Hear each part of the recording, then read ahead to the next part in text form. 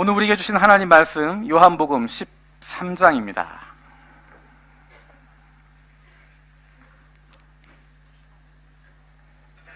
요한복음 13장 21절에서 30절입니다.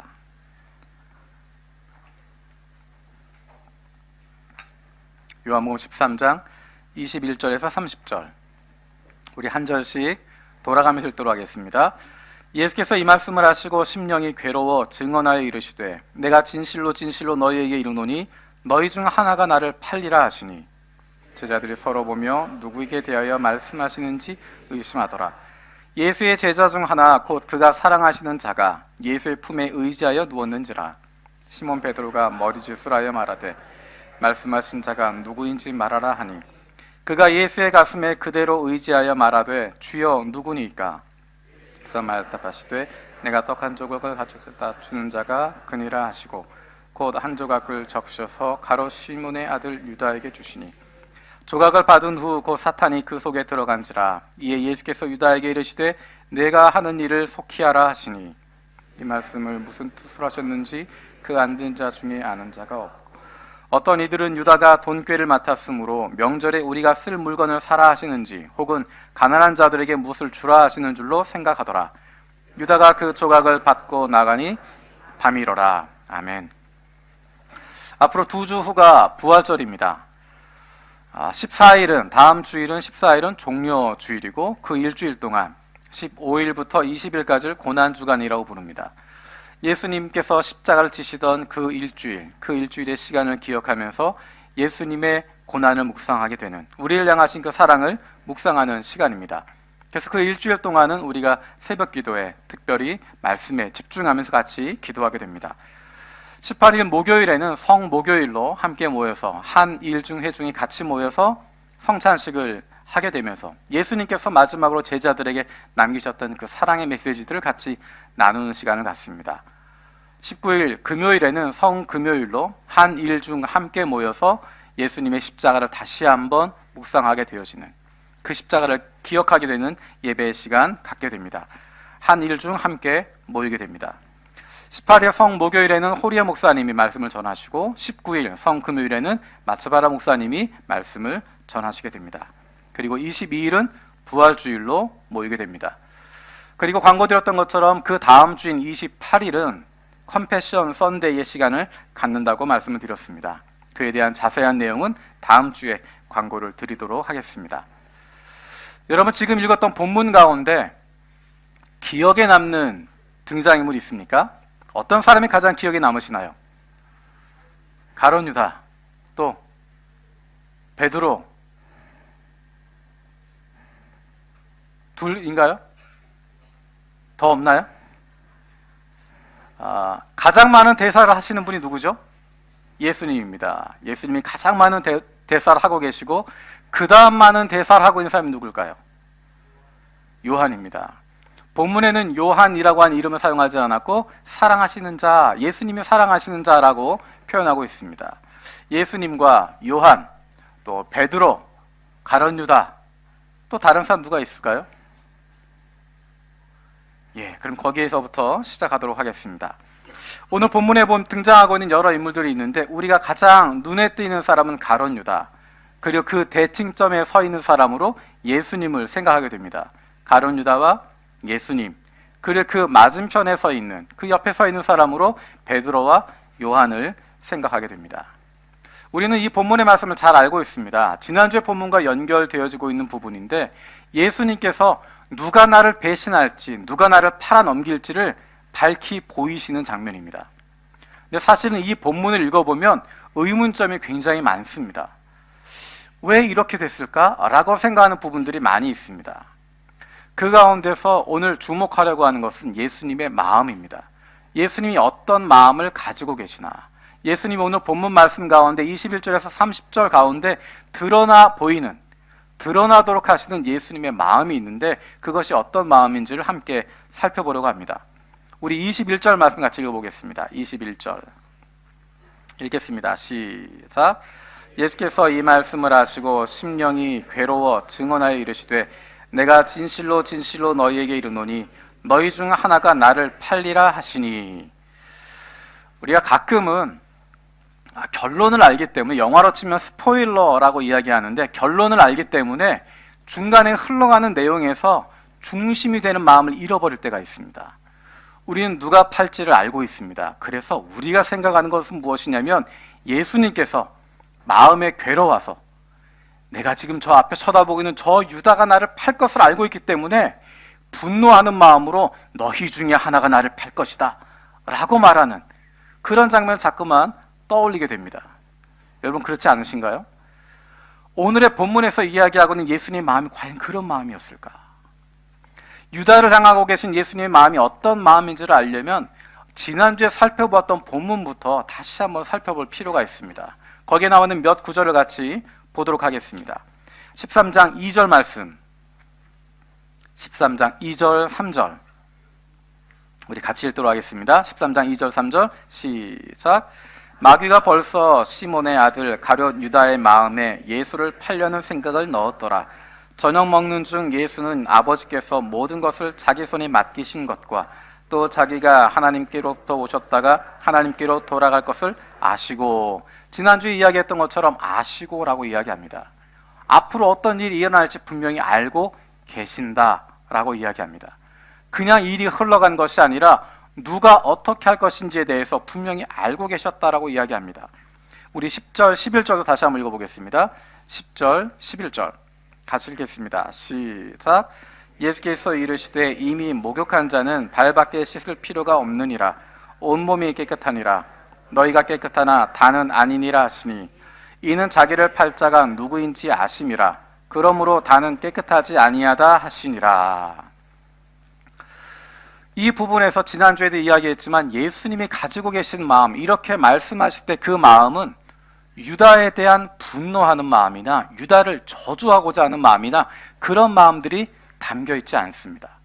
만약에 그 유다를 저주하고 싶었다면 다른 표현들을 하셨을 것입니다.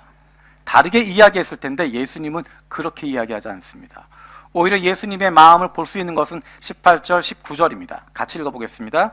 18절, 19절 시작.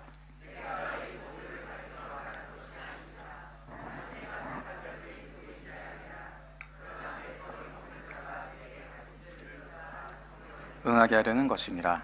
지금부터 일이 일어나기 전에 미리 너희에게 일러두문 이 일이 일어날 때 내가 그인 줄 너희가 믿게 하려 함이로라. 이 말씀에 이어서 21절이 가고 있는 것입니다. 예수님께서는 가룟 유다에 대해서 분노하는 마음, 저주하는 마음, 그런 것들을 보이지 않습니다. 오히려 그 마음에 연결되어진 것은 21절에 있는 괴로워하는 마음이었습니다. 안타까워하는 마음, 힘들어하는 마음이었습니다. 우리는 많은 순간에 예수님의 그 모습을 분노하는 모습으로 생각하게 됩니다. 그러다 보니까 무엇인가 예수님이 바로 이 유다가 나를 죽이려고 한다라고 하는 것, 그것을 공개적으로 말하려고 하는 것처럼 마지막 순간에 이 유다가 나를 죽이려고 한다, 그것을 제자들에게 보여주시고자 하는 것처럼 오늘의 본문을 해석할 수가 있습니다. 하지만 거기에는 예수님의 마음이 드러나 있지 않습니다. 예수님이 만약에 유다를 미워하고 그를 저주하고자 했다면 공개적으로 이야기를 하실 수 있었을 것입니다. 하지만 예수님은 그렇게 하지 않습니다. 예수님은 유다에 대해서 안타까운 마음을 가지고 계시는 것입니다. 우리는 오늘 본문의 말씀에서 처음에 제가 물어보았을 때 오늘 본문 가운데 중요한 사람이 누구냐라고 이야기했을 때, 등장한 사람 누구냐라고 이야기했을 때 가장 많이 나온 사람이 가롯 유다였습니다. 안타깝게도 다른 제자들은 등장하지 않았습니다. 다른 제자들도 그 자리에 다 있었는데 우리의 머릿속에는 가롯 유다만 남아 있습니다. 그리고 우리의 생각에는 가롯 유다만 잘못한 것으로, 가롯 유다만 예수님을 배반한 것으로, 가롯 유다만 죽을 사람으로, 가롯 유다만 죄인이라고 우리는 생각하고 있습니다. 그래서 그 사람에게 모든 죄를 다 집어넣고 우리는 괜찮은 것처럼, 다른 제자들은 괜찮은 것처럼 생각하고 있습니다. 예수님이 괴로운 마음을 가지고 계신 이유가 무엇이었을까? 단순히 내 앞에 있는 이 12명 중에 하나인 가룟 유다가 나를 배신하고 나를 배반하고 나의 뒤통수를 치기 때문에 그래서 마음이 괴로운 것이 아니라 가룟 유다뿐만 아니라 베드로도 예수님을 모른다고 부인하고 3번이나 저주하며 부인하는, 한두 번도 아니고 3번이나 저주하며 부인했다고 하는 것은 우연히 한 것이 아니고 그냥 지나가면서 한 것이 아니고 의도적으로 하는 것이고 계획적으로 하는 것이고 분명한 자기의 의도를 가지고 이야기하는 것입니다. 내가 살기 위해서 그 선생쯤 잊어버릴 수 있고 그 선생쯤 이제 다 끝나버린 사람이기 때문에 그 관계 잊어버리고 싶은, 끊어버리고 싶은, 저주하며 예수를 모른다고 부인할 베드로가 그 자리에 있었고, 예수님이 잡혀가는 그 순간에 그때까지 당당하고 마치 자기들이 하나는 오른편 하나는 왼편에 앉을 것처럼 싸우게 되어지고, 누가 더 높은 자리에 올라갈지, 누가 더 예수와 가까운지, 누가 더 예수와 친한지, 누가 더 예수의 마음을 알고 있는지, 누가 더 높은 사람인지 다투고 있었던 그 제자들, 예수님이 위기의 순간에 들어갈 때, 아무런 힘없이 체포당하게 되어질 때 그 제자들 모두 다 산산이 흩어져 버리고 다 도망쳐 버리고 다 예수를 모르는 채 숨어버리는 그 제자들을 보고 계셨습니다. 예수님의 마음이 그들이 배반할 것, 부인할 것, 떠나갈 것, 그것을 보면서 그것에 대한 분노하는 마음을 가지고 계셨을까? 어떻게 너희들이 그럴 수 있어? 내가 3년 동안 그렇게 너희들을 열심히 사랑하고 키웠는데 어떻게 나를 팔아넘길 수가 있어? 어떻게 나를 저주할 수가 있어? 어떻게 내가 가장 힘들고 어려울 때 도망쳐버릴 수가 있어? 너희들이 어떻게 그럴 수 있어? 그런 분노하는 마음을 가지고 계셨을까? 예수님의 마음에 괴로워하고 힘들어했던 것은 분노하는 마음이 아니라 그 제자들의 심령이 무너지는 것, 그 제자들의 마음이 무너지는 것, 그들의 억장이 무너져 내리게 되어질 것, 그것을 보시면서 그들이 겪게 되어질 그 아픔에 대하여 괴로워하고 도저히 이것을 참을 수 없을 만큼 힘들어하고 계시다는 것입니다. 지난주에 이야기했던 것처럼 예수님이 사랑하시는 제자, 그의 사랑하시는 사람들, 그들을 끝까지 사랑하며 그들에게 말씀하고 계시는데, 눈앞에 보이는 그 12제자뿐만 아니라 그들을 통해서 예수를 믿게 되어질 사람들 대상으로 말씀하시는 것이고, 그들을 통하여 예수를 믿게 되어질 바로 이 자리에 있는 저와 여러분을 향해서도 말씀하고 계시고, 저와 여러분들을 향하여서도 21절에 있는 말씀처럼 우리를 보시며 그 마음 가운데 괴로워하시고 아파하시고 힘들어하신다라고 말씀하시는 것입니다. 세번역에서는 마음이 괴로우셔서 환히 드러내어 말씀하셨다라고 이야기합니다.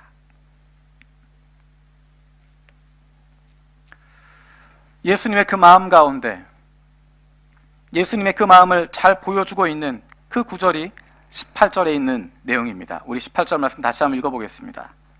18절입니다. 시작. 내가 너희 모두를 가리켜 말하는 것이 아니니라. 나는 내가 택한 자들이 누구인지 알미라. 그러나 내 떡을 먹는 자가 내게 발꿈치를 들었다는 성경을 응하게 하려는 것이니라. 내 떡을 먹는 자가 내게 발꿈치를 들었다 함을 응하게 하려는 것이라. 이 말씀은 시편에 있는 말씀입니다. 세번역에는 이렇게 이야기합니다. 내 빵을 먹는 자가 나를 배반하였다. 시편 41편 19절에 보면 내가 믿는 나의 소꿉 동무, 나와 한 상에서 밥을 먹던 친구조차 내게 발길질을 하려고 뒤꿈치를 들었습니다 라고 이야기합니다. 내가 가장 사랑했던 사람, 내가 가장 신뢰했던 사람, 내 모든 것을 내어주었던 사람, 그가 나를 배신한다는 것입니다. 그가 나를 떠나게 된다라고 이야기하시는 것입니다. 어느 쪽에 강세가 있을까? 내가 사랑했던 그 사람이 나를 떠난다고 이야기하실 때, 그가 나를 배반한다고 이야기할 때, 예수님의 초점은 나를 배반한다가 아니라 내가 사랑했던, 내가 사랑하고 있는 거기에 중점을 두고 계십니다. 처음에도 이야기했지만 이 본문을 읽을 때마다 늘 드는 의문이 있습니다. 우리는 결론을 아니까 분명히 가룟 유다구나 알고 있지만, 사복음서에도 분명히 가룟 유다가 예수님을 판다라고 하는 것 볼 수 있도록 예수님이 행동하고 있습니다. 오늘 본문에도 보면 예수님께서 떡을 찍어서 떡 한 조각을 적셔서 주는 자가 그 사람이다라고 이야기하시고 가룟 유다에게 그렇게 주었습니다. 마태, 마가, 누가에도 마찬가지로 그것을 볼 수 있는 행동을 예수님이 하고 계십니다. 심지어는 모든 제자들이 접니까? 접니까? 이야기할 때 가룟 유다가 물어봅니다. 접니까? 그때 예수님이 바로 너다라고 이야기합니다. 그런데도 놀라운 것은 뭐냐면 제자들이 모른다는 것입니다. 여러분 그 생각 안 해보셨습니까? 분명히 예수님이 이야기하시는데, 분명히 보여주시는데 제자들이 깨닫지 못한다는 것입니다. 은밀하게 하시는 것이 아닌데 보여주고 계시는데, 요한이 물어볼 때 누굽니까? 라고 물어볼 때 그다라고 이야기하면서 행동을 하시는데 아무도 못 알아본다는 것입니다. 아무도 그것을 알아보지 못했습니다. 오늘 본문에 보면 예수님이 하셨던 행동을 다시 한번 보도록 하겠습니다. 26절 말씀. 26절 말씀 같이 읽겠습니다. 시작. 내가 떡 한 조각을 가져줍시다 준 자가 그니라 하시고 곧 한 조각을 적셔서 가롯 시몬의 아들 유다에게 주시니. 요한이 물어봅니다. 주여 누굽니까? 모든 제자들 서로 의심하고 있습니다. 예수님께서 이야기하시기를 너희 중 하나가 나를 팔리라라고 이야기했더니 제자들은 서로 의심하고 있습니다. 나는 아니고 누구지? 평소 하는 것을 보니까 베드로가 아닐까? 누굴까? 서로 쳐다보면서 서로 의심하고 있는 가운데 베드로가 요한에게 눈짓을 합니다. 그리고 요한이 예수님에게 물어봅니다. 누굽니까? 그때 하셨던 예수님의 행동이 그다라고 이야기하시고 행동을 하십니다. 우리가 보기에 이 행동은 굉장히 명확한 행동입니다. 누군지를 분명히 보여주고 있는데 사람들은 그것을 깨닫지 못합니다. 이 본문의 의미를 정확하게 알기 위해서는 그 당시의 문화를 알 필요가 있습니다. 여러분 식사하실 때 어떻게 드시나요? 바닥에 앉아서 드시나요? 아니면 테이블에서 드시나요? 드셔보신 적이 없으셔서 대부분 바닥에 앉아서 상을 놓고 먹거나 아니면 테이블에 앉아서 먹습니다. 오늘날 우리가 밥을 먹는 방식입니다. 이 당시 고대 근동에서 밥을 먹었던 팔레스타인 지역, 중동에서 밥을 먹었던 모습은 지금과 좀 다릅니다. 옆으로 기대어서 둥그렇게 앉아 있는 것입니다. 가운데 먹을 것을 놓고 둥그렇게 옆으로 기대어서 먹게 되는, 그러니까 앉아서 먹는 것이 아니라 옆으로 기댄 모습으로 있습니다. 그리고 빵을 떼서 옆으로 돌리기도 하고 다른 사람 나눠주기도 하는 그런 모습이 있습니다. 그래서 23절에서 25절에 보는 요한의 모습이 이해가 되는 이유가 그가 예수님에게 기대고 있다라고 하는 부분은 예수님 옆에 있다는 것입니다. 예수님 옆에서 음식을 먹고 있는 것입니다. 그러면서 조용하게 물어보는 겁니다. 누굽니까? 예수님께서 떡을 한 조각 떼어서 적셔서 가롯 유다에게 주십니다. 명확한 행동인데 그것이 어떤 의미인지를 우리가 잘 알아야 됩니다. 요즘 제가 빠져있는 음식이 있습니다. 맨김 구워서 이렇게 밥 말아서 이렇게 간장 찍어서 먹는 겁니다. 언제부터 좋아했는지 모르겠는데 맛이 있더라고요. 그래서 양념김이 아니라 그냥 맨김 그렇게 구워가지고 간장을 찍어서 먹습니다. 거기에서 가장 중요한 포인트는 뭘까요? 간장입니다. 그냥 간장은 안 되고요. 간장에 뭐가 들어가죠? 예? 참기름, 또 파, 고춧가루, 제일 중요한 청양고추가 그냥 썽썽 쓸어서 집어넣어야 됩니다. 물론 제가 하는 게 아니라 집에서 해주시는 거 얻어먹고 있습니다. 그 간장을 찍어서 먹습니다. 여러분 그 장면을 생각하시면 좋을 것 같아요. 아니면 빵을 여러분 올리브유에 찍어 먹어본 적 있으십니까? 빵을 식빵은 아니고 이렇게 찢어 먹는 그 뭐라고 부르죠? 바게트 빵 내지는 뭐 피타빵 여러 가지 그런 빵들을 올리브유에 찍어 먹는 경우가 있습니다. 뭐 개인별로 놓고 먹을 수도 있지만 가운데 올리브유를 놓고 또는 그런 초를 놓고 찍어 먹습니다. 같이 그것을 찍어 먹습니다. 이 당시에 빵을 먹는 그런 모습은 빵을 먹으면서 그것을 찍어 먹을 거리가 필요한데 포도주를 발효시켜서 만드는 식초가 있습니다. 그 초를 찍어서 먹는 겁니다.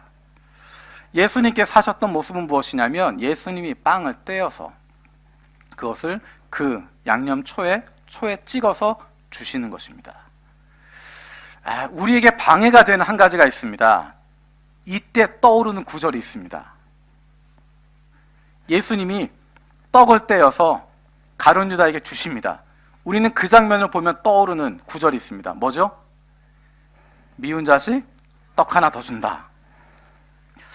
그 구절 때문에 이 성경 말씀을 제대로 해석하지 못하게 됩니다. 우리도 모르는 사이에, 더 정확히 말씀드리면 저도 모르는 사이에 예수님이 떡을 하나 떼어서 가룟 유다에게 주시는 모습을 보면 그래, 미운 자식 떡 하나 더 주는 거다, 그것처럼 생각합니다. 그것이 아니라 이 당시의 문화는 정말 사랑하는 사람에게 우정을 나누고 있는 사람에게 그 친구가 떡을 떼어서 초를 찍어주는, 빵을 나누어 먹는, 내 빵을 나누어 주는 그러한 모습입니다. 그러니까 예수님께서 떡을 떼어서 적셔서 주시는 모습은 이 사람이 그 사람이다 라고 명확히 보여주시기 위해서가 아니라 사랑의 표시로 보여주는 것입니다. 내가 너를 사랑한다는 모습을 보이는 것입니다. 그래서 요한은 알아보지 못했습니다. 베드로도 알아보지 못했고 아무 제자도 그것들을 알아보지 못했습니다.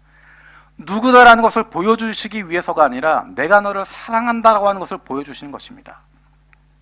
여전히 유다의 마음 속에 예수를 팔려고 하는 마음이 있었음에도 불구하고 예수님은 여전히 그를 사랑한다고 말씀하고 계시고 끝까지 나의 사랑의 표시를, 나의 우정의 표시를, 나는 너의 친구라고 하는 것, 내가 너를 사랑한다고 하는 것 마지막까지 유다에게 보여주고 있습니다. 예수님이 하시는 그 행동은 너무도 자연스러웠기 때문에 어쩌면 유다 한 사람뿐만이 아니라 예수님께서 다른 제자들에게도 빵을 떼어 주셨기 때문에 아마 그들은 깨닫지 못했을 것입니다. 나중에서야, 예수님이 십자가에 돌아가신 이후에서야 그 사건들을 다시 정리하는 가운데 예수님께서 그때 유다에게 빵을 떼어주셨던 타이밍이 바로 그때였구나, 아마도 나중에서야 깨닫게 되었을 것입니다. 만약에 예수님이 하신 행동을 통해서 이 유다라고 하는 것, 유다가 그 사람이라고 하는 것 요한이 알았다면 어떻게 됐을까? 우리 22절에서 25절까지 한번 읽어보겠습니다. 22절에서 25절 같이 읽겠습니다. 시작. 제자들이 서로 보며 누구에게 대하여 말씀하시는지 의심하더라. 예수의 제자 중 하나 곧 그가 사랑하시는 자가 예수의 품에 의지하여 누웠는지라. 시몬 베드로가 머리짓을 하여 말하되 말씀하신 자가 누구인지 말하라 하니 그대로 의지하여 말하되 주여 누구니까. 지금 제자들의 마음은 누가 범인인지를 찾고 싶은 것입니다. 그 전에 제자들의 마음에 대해서 여러분 생각하실 필요가 있습니다. 제자들의 관심은 누가 더 높은 사람이 되느냐는 것입니다. 누가 더 예수님을 위해서 가까이 나아가느냐, 예수님께 더 충성할 사람이 누구냐라고 하는 것에 관심을 두고 있습니다. 그래서 예수님께서 너희 중에 하나가 나를 팔 것이다 라고 이야기하니까 제자들의 마음은 이거는 찬스다라고 생각하는 것입니다. 어떤 놈이야? 나를 제반 나머지 11놈 중에 어떤 놈이야 라고 생각하는 것이고, 누구든지 의심이 갈 만한 쳐다보는 것이고, 그 사람 잡으려고 하고 있습니다. 그 중에 베드로가 앞장서서 물어보게 됩니다. 직접 물어보기 뭐하니까 예수님 바로 옆에 있는 요한에게 물어보는 것입니다. 시키는 것입니다. 그 상황에서 만약에 유다가 그 사람이라고 하는 것 알았다면 그 다음 반응은 우리가 그려볼 수 있습니다. 하지만 제자들은 알지 못했습니다. 우리 28절, 29절 읽어보겠습니다. 28절, 29절입니다. 시작.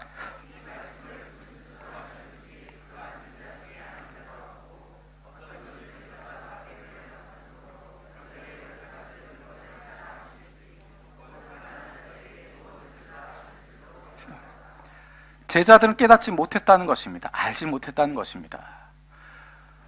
만약에 예수님이 하시는 것을 보고 가룟 유다가 바로 그 사람이구나 라는 것을 베드로가 알았으면 어떻게 했을까요?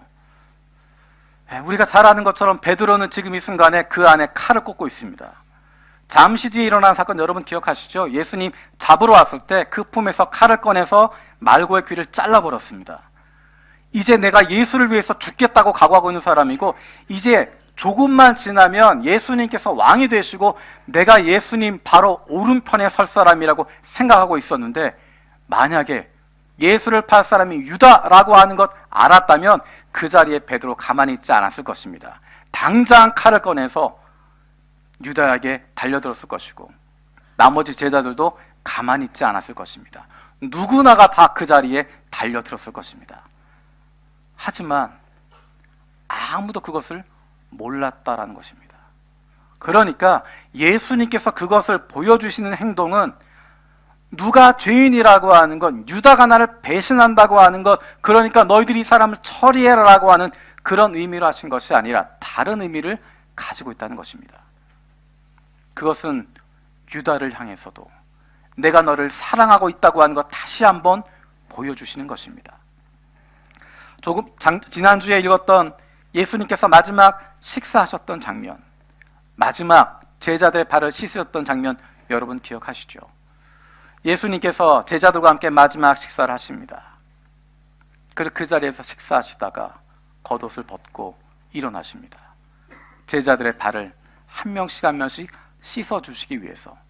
그것은 지난주에 이야기했던 것처럼 단순히 너희도 따라해라 라고 하는 것이 아니라 내가 너희를 사랑하는 것, 예수님이 제자들을 사랑하신 그것은 마지막으로 보여주고 싶은 그 안타까운 마음 가운데 제자들을 섬겨주시는 것입니다. 여러분, 지난주 읽었던 본문 가운데 예수님께서 제자들 한 사람 한 사람의 발을 씻으시고 유다를 넘어가셨다 라고 이야기하지 않습니다. 유다 빼고 11명의 발을 씻으셨다 라고 이야기하지 않습니다. 예수님이 제자들 한 명 한 명의 발을 씻으시면서 유다의 발도 씻어주십니다. 예수님 모르셨을까요? 그가 어떤 일을 하게 될지, 어느 길을 가게 될지 몰랐을까요? 알고 계시지만 그의 발을 씻어주십니다. 유다 잠시 이후면 예수님을 팔아넘기기 위해서 제사장들에게 달려갈 발인데, 이 발이 예수를 배반하고 떠나갈 그 발인데, 예수를 넘겨주기 위해서 사람들을 이끌고 올 그 발인데, 예수님은 그의 발을 붙잡고 기도하고 계십니다. 유다가 왜 예수님을 팔기로 결정했을까? 여러 가지 설명들이 가능할 수 있습니다. 금전에 눈이 멀었을 수도 있습니다. 어쩌면 예수님에 대한 실망이 있었기 때문에 그랬을 수도 있습니다. 어쩌면 어떤 신학자들의 이야기처럼 예수님을 궁지에 몰아넣어서 빨리 메시아로서 이스라엘을 독립시키기 원하는 마음으로 예수님을 궁지에 몰아넣었을 수도 있습니다. 어떤 이유인지 정확히 몰라도 한 가지 분명한 것은 있습니다. 어떤 것이 유다의 의도였는지 무엇이었든지 간에 그것은 사람의 관심과 사람의 방법이었다는 것입니다. 하나님의 뜻이 아니라 내 방법으로 내가 하고 싶은 것, 내가 원하는 시기에, 하나님의 시기가 아니라 내가 원하는 시기에, 하나님의 방법이 아니라 내 방법대로, 하나님의 뜻이 아니라 내가 원하는 대로 얻어내려고 하고 있었던 것입니다. 그 모습이 바로 저와 여러분들의 모습이 아니겠습니까? 하나님 뜻을 구하는 것보다 먼저 내 것을 구하고, 하나님의 방법으로 일하는 것이 아니라 하나님의 때를 기다리는 것이 아니라 내가 끝내려고 하고, 내가 원하는 방식으로 내 뜻대로 내가 원하는 때의 문제를 해결하려고 하는 것, 그것이 바로 우리들의 모습이 아니겠습니까? 예수님 베드로의 발을 씻어주십니다. 잠시 후면 예수님을 저주하며 부인하게 될 그 베드로인데, 예수님은 그의 발을 붙잡고 그를 씻어주시고 기도하십니다. 조금만 힘들면 결정적인 순간에 어찌할 바를 모르고 예수님을 부인할 수밖에 없는, 예수님과 관계없이 살아가는, 하나님 뜻대로 살겠다고 이야기하지만 가정에서, 직장에서, 학교에서, 사회에서 그리스도인으로 아무런 향기도 드러내지 못하고 가만히 죽어 살아가고 있는 그런 모습들, 그 베드로를 예수님께서 씻어 주고 계십니다. 26절에서 말씀하시는 그다라고 이야기하시는, 내가 떡 한 조각을 적셔다 주는 자가 그 사람이라고 이야기하는 그 말씀이 유다에게만 해당되는 것일까?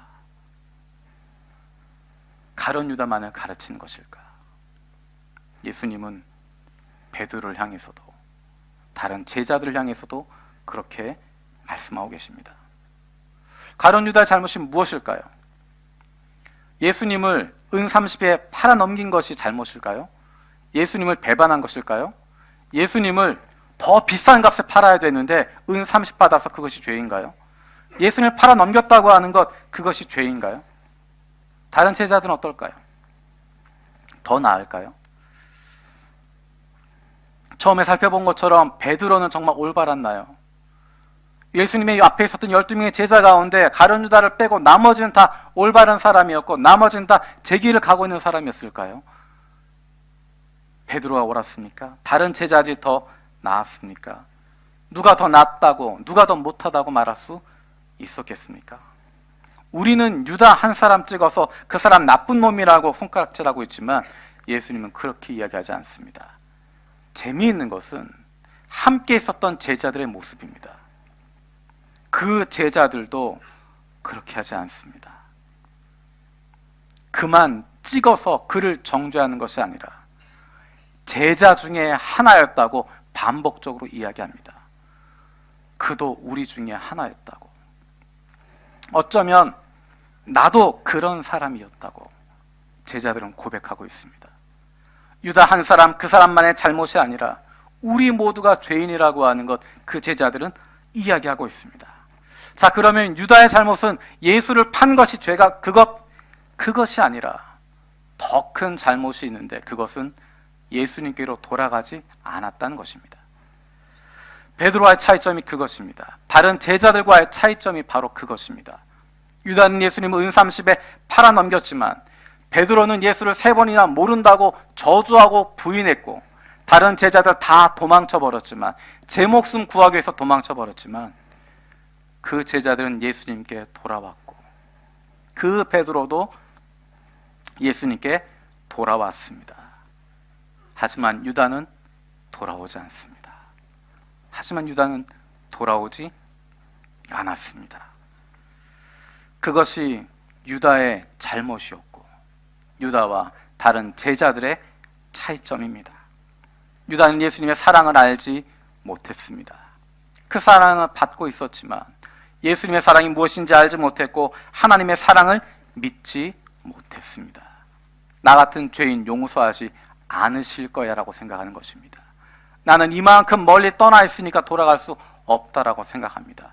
나는 이미 예수님을 떠나버렸고 나는 이미 이만큼 멀리 가버렸고 다시 돌아갈 수 없는, 다시 회복될 수 없다라고 생각하고 거기에 멈추어져 버린 것입니다. 그의 상태를 보여주는 것이 30절에 있는 이야기입니다. 30절 같이 읽어보겠습니다. 30절입니다. 시작. 때는 밤이다 라고 이야기합니다. 이 밤이라고 하는 것은 시간적인 의미를 보일 뿐만 아니라 영적인 의미를 보여주고 있습니다. 우리가 기억하는 대로 요한복음에서 예수님을 세상의 빛이라고 이야기합니다. 빛 가운데 있다라고 이야기합니다. 예수님이 없는 곳, 그것을 밤이라고 이야기하고 어둠이라고 이야기합니다. 유다는 밤 가운데 거한다라고 이야기합니다. 그곳으로 달려갔다라고 이야기합니다. 사실 저와 여러분들은 빛 아래 거하고 있지만 빛 대신 예수 그리스도 안에, 그분 안에 거하고 있지만 우리는 밤으로 달려가고 싶은 속성을 가지고 있습니다. 그렇게 피하고 싶습니다. 그렇게 도망치고 싶습니다. 그렇게 돌아가고 싶습니다. 그게 더 편할 것 같고 그게 더 드러나지 않을 것 같아서 밤으로 도망가고 싶은 마음들을 가지고 있습니다. 하지만 주님은 우리에게 말씀하십니다. 밤 속에 들어가 있는 우리들에게 돌아오라고 말씀하십니다. 돌아오지 않으면 맞는다? 그것이 아니라 돌아오면 가만두지 않겠다? 그런 것이 아니라 아무것 상관없이 그냥 돌아오기만 하면 된다고 말씀하십니다. 성경이 우리에게 보여주고 계시는 하나님의 모습이 바로 그것입니다. 아무리 삐뚤어졌어도 아무리 잘못되었어도 어떤 문제를 일으켰어도 아무리 넘어졌어도 그 모든 것을 회복시키실, 새롭게 하실 능력이 있으시고 기꺼이 그렇게 해주실 사랑이 있으신 분, 그분이 바로 하나님이라고 이야기합니다. 성경이 보여주고 있는 하나님의 모습이, 하나님의 사랑이 바로 그것입니다. 내 백성은 나를 떠나 돌아섰지만 내 사랑이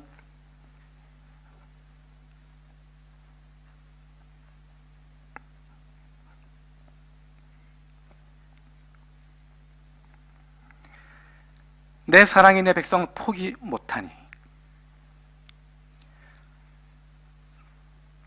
모든 것을 내어주고 나 그들을 얻으리라. 그래서 하나님 이 땅에 오셔서 십자가를 지시는 것입니다.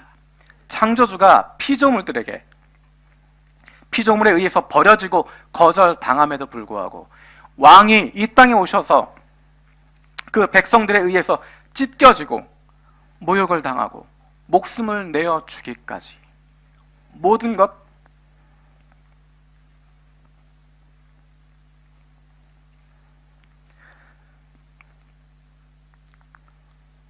모든 것 다 내어주고 우리를 얻기 위해서 이 땅에 오시는 것입니다.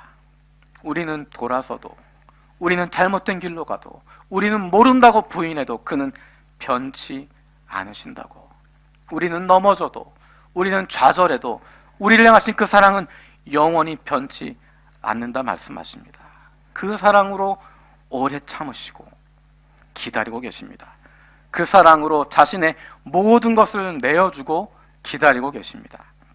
바로 당신을, 바로 우리들을 기다리고 계십니다. 더 이상 그 밤에 머물고 있는 것이 아니라 빛으로 나아오라고, 더 이상 그 좌절 가운데 머물러 있지 말고 내가 잘못한 것, 실패한 것, 주님을 멀리 떠났던 것, 주님을 모른다고 부인했던 것, 거기에 머물러 있지 말고 다시 돌아오라고.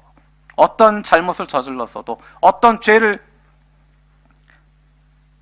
가지고 있어도, 비록 유다 같은 사람이어도, 베드로 같은 사람이어도, 예수님 모른다 부인하고 떠나갔던 그 제자 같은 사람이라고 하더라도 지금 돌아오라고 말씀하십니다.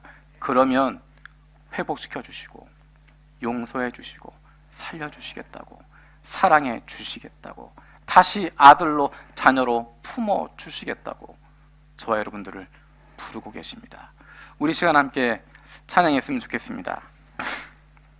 여호와께로 돌아가자라고 하는 찬양입니다. 이 찬양에는 조금 전에 이야기했던 그 하나님의 사랑이 잘 표현되어져 있습니다. 우리는 우리의 창조주 그분 인정하지 않고 떠나가지만, 어둠 속으로 들어가지만, 밤 가운데 거하게 되지만, 때로는 넘어지기도 하고, 때로는 실패하기도 하고, 때로는 주님과 상관없이 살아가는 그런 모습들을 가지고 있지만, 신약, 구약 성경을 통해서 예수님은 끊임없이 이야기하십니다. 수많은 선지자들을 통해서 끊임없이 하시는 말씀, 돌아오라는 것입니다. 여호와께로 돌아오라. 여호와께로 돌아오라. 돌아오지 못한 우리를 위해서 하나님께서 이 땅에 오셔서, 예수님으로 이 땅에 오셔서 우리를 위해 십자가에 돌아가심으로 예수에게로 돌아오라고 말씀하십니다.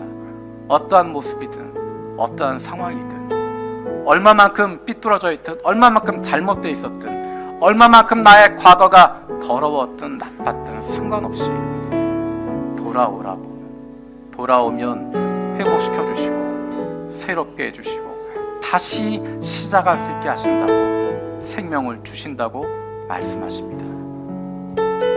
그 주님 앞에 돌아갈 수 있는 저 여러분들 되어지고 원합니다. 우리 함께 찬양하겠습니다.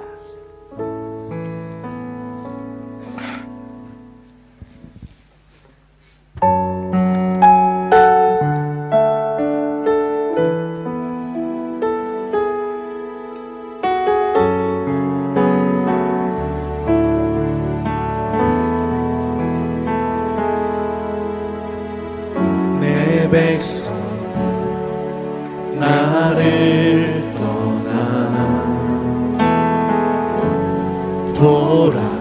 돌아섰지만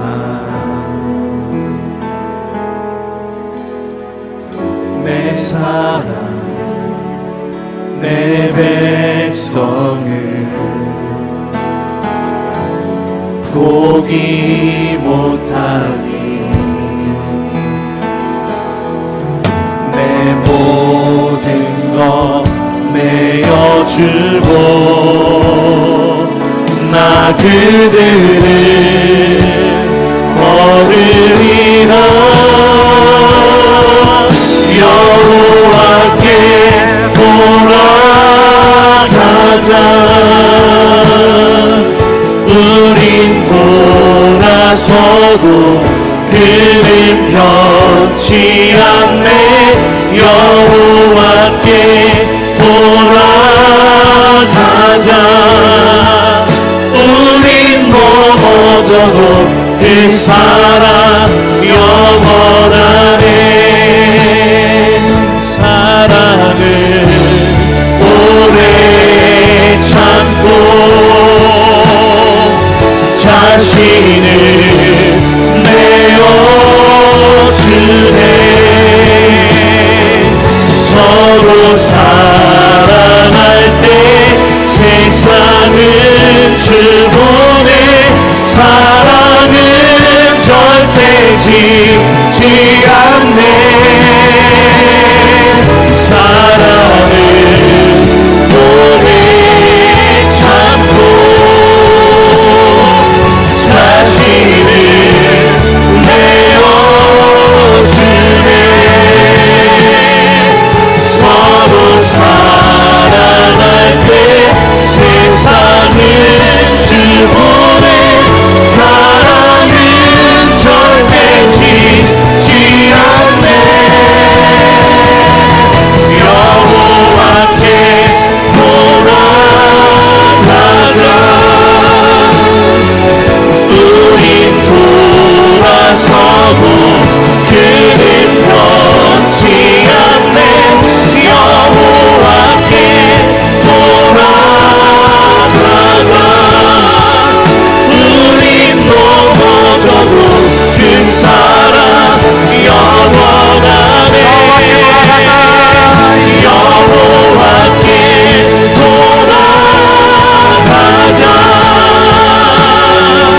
우린 돌아서고 그는 변치 않네. 여호와께 돌아가자. 우린 넘어져도 그 사랑 영원하네. 우리 시간 함께 기도하기 원합니다. 지금 찬양했던 것처럼 나는 주님을 떠나 돌아서지만 나는 넘어지지만 나는 가롯 유다처럼 예수님 언제든 팔아넘기는 사람이지만 나는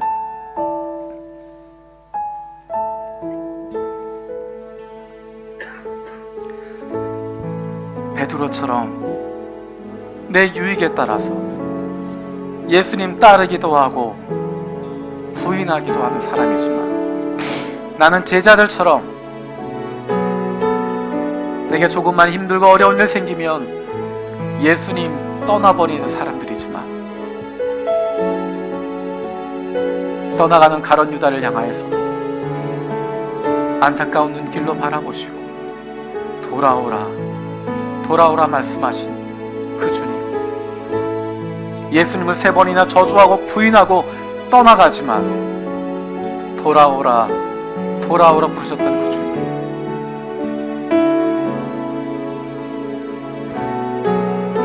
예수님 모른 척하고 내버려 두고 뿔뿔이 흩어져 버렸던 제자들을 향하여서도 돌아오라 돌아오라 기도하셨던 그 주님,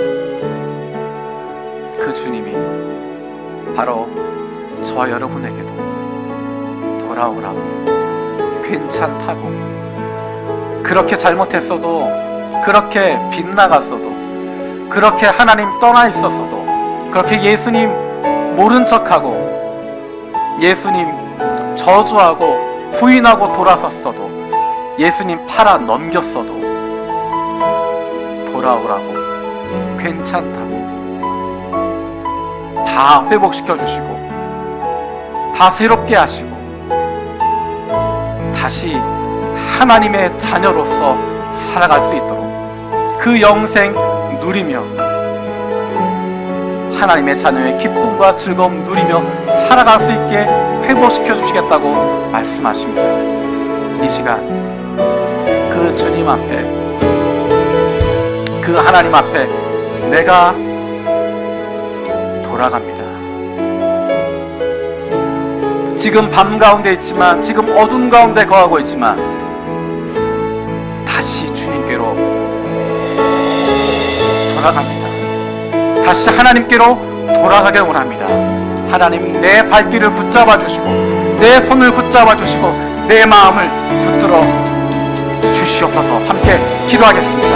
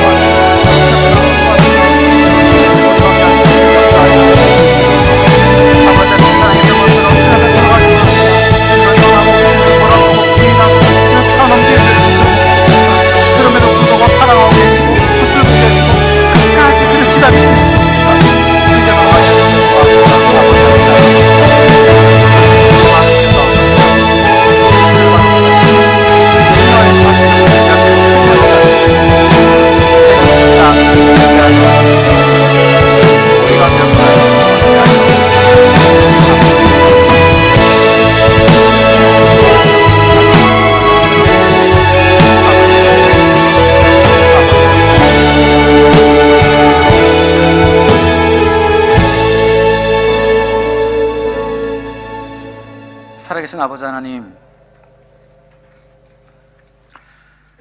어리석은 제자들의 모습이 우리의 모습입니다. 우리는 가룟 유다 같은 사람들입니다. 우리는 베드로처럼 실패할 수밖에 없는 존재들입니다. 우리는 그 제자들처럼 연약할 수밖에 없는 존재들입니다. 하지만 우리를 불쌍히 여기시고 우리를 만져주시고 우리를 고쳐주시고 새롭게 하시는 예수 그리스도로 인하여 소망을 얻습니다. 하나님께로 다시 돌아갈 수 있는, 여호와께로 다시 돌아갈 수 있는, 예수 그리스도에게 다시 돌아갈 수 있는 저희들 되게 하여 주시옵소서. 그 주님의 은혜와 사랑은 늘 충만하게 누리는 주님의 자녀들 되게 하여 주시옵소서. 예수님의 이름으로 기도드립니다. 아멘.